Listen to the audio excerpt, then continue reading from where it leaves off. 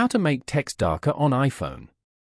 To get started, first of all go ahead and open up the Settings application on your phone. Once you're here, go to Accessibility as shown.